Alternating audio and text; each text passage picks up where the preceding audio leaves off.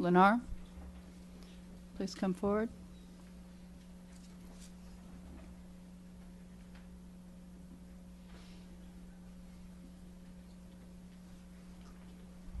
Welcome, Mr. Kirschner and Mr. Grunt. Thank you so much. Mayor Haney, members of council, Mr. Arnell, city attorney. Name and address, please. Oh, I'm sorry. Mitch Kirschner, Gray Robinson, 225 Northeast Meisner Boulevard, Boca Raton. Do me a favor, if you would you put GL's PowerPoint back up on the screen for us, please?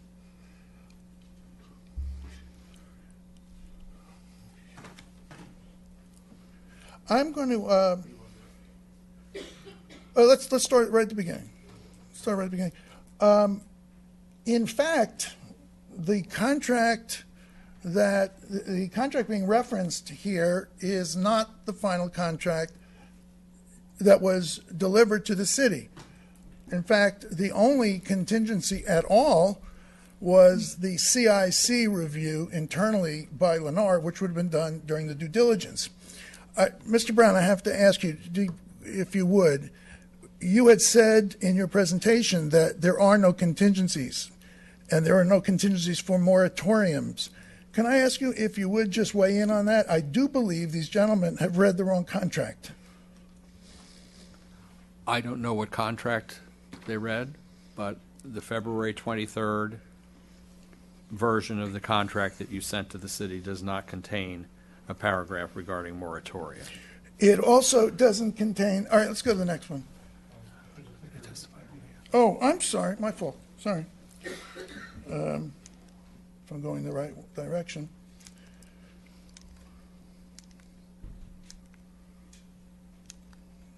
Okay. Let me see. I'll mention, but let me get through these contingencies. Yes, there is a 90-day investment committee contingency that's internal. Unlike GL, Lennar is a publicly held company. They would make this determination internally at the same time they do their due diligence.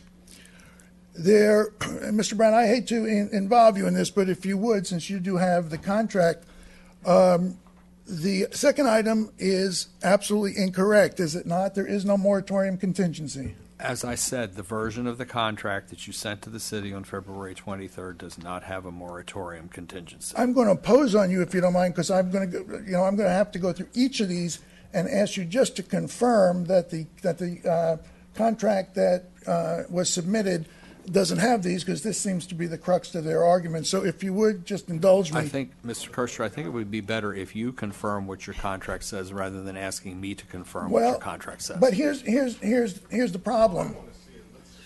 Hey. We're not going to have anyone out of order. We'll have public comment at the conclusion of the presentation. Okay, I'll go through it. As staff, Mr. Brown has our contract, and you can confirm with him as you wish, but I'll go through these items because what is being said to be a series of contingencies in our contract does not exist, okay? The 21-month sewer capacity contingency is not in the contract. There is no such contingency. The 21-month environmental contingency is not in the contract. And you didn't ask us to take an oath, but I'll swear to it that it's not in there. Okay. Well, the GL Homes $3 million not being refundable, that's true, assuming that they don't terminate during the due diligence period. The $3 million to Lennar, yes. No, yes, you're not going to get that second, you're not going to get the bulk of the $3 million after their initial $1 million unless they deem due diligence to be satisfactory. It's no different than ours, okay? Also, I should say, one of the things that's not in the presentation, but I'll share with you is, in fact, in our contract, I haven't seen a contract from them, I've seen an LOI, so ours is much, much more detailed. Our contract has Lennar paying for the documentary stamps, which would be $500,000 plus. Again, just to go through it, The first contingency, moratorium contingency, no. 21 sewer to site contingency, no. 21 sewer capacity contingency, none. 21-month environmental contingency, none. All the deposits paid to the city, I haven't looked at their LOI. If the city wishes to have the money, the escrow delivered to the city on the Lennar deal, not a problem. Yes, all deposits would be paid to escrow. Typically, in contracts of $73 million, the escrow would be held by a third party. We're not concerned about the city holding the money. Not a problem. I don't really think this was an issue. Well,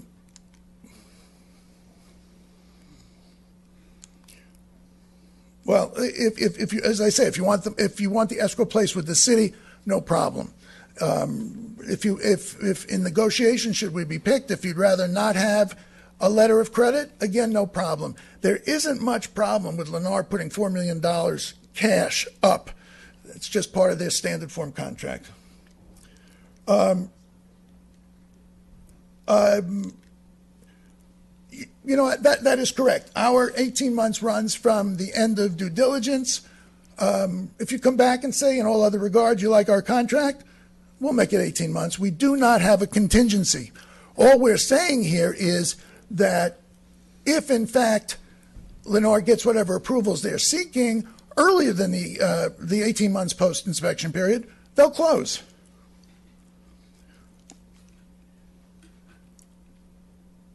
Let's see, I'm not quite sure where this is going. Contingencies to cancel the contract, I'll be interested in seeing where this goes. Just hit a couple more of these things. 21-month environmental contingency? Not true, not the case. 20-month sewer to site contingency? Not the case. 21-month sewer capacity contingency? Not the case. 21-month moratorium contingency? Not the case. 21-month physical change in property contingency? Not the case. And forgive me for doing this, but I am making a record here. The blackout period, Mr. Grunder is going to just explain. They are a publicly held company, and these are just, there's going to be no deposits after the initial deposit, but there isn't, they have ends of fiscal quarters. This shouldn't impact at all. And the investigation period extension, just to cover weekends. It's nothing. It's silliness.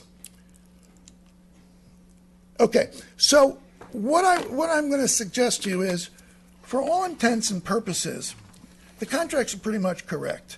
The market set the price at $73 million. Therefore, we put a price in at $73 million. I'm going to suggest to you that what you're going to have to decide is which purchaser you want to go with.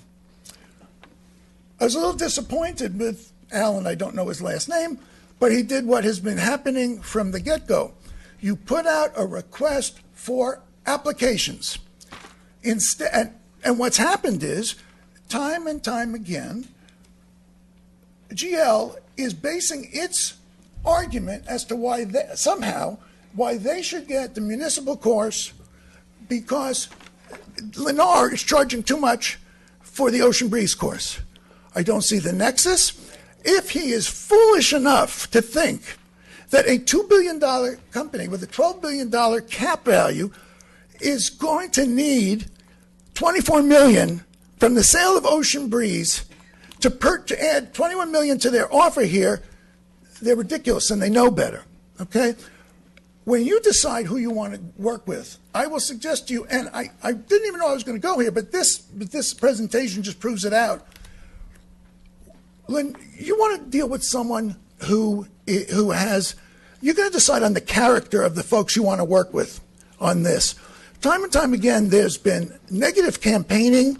I understand that everything is fair in love, war, and real estate development in South Florida. But there was basically a hate campaign put out having nothing to do with this project under the apparent belief by them that if Lennar doesn't sell Ocean Breeze for $24 million, they can't afford $73 million.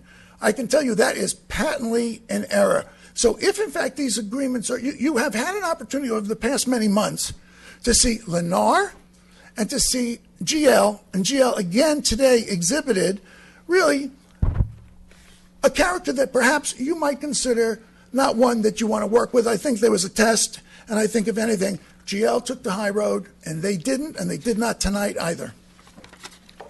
Thank you, Mr. Kirscher. Mr. Grun, are you going to explain those blackout moments? I'm going to try. Okay. Okay, Council, thank you. Bruce Grunt, Lennar Homes, 99 Southeast Meisner Boulevard, Boca Raton, Florida. Thank you for having me.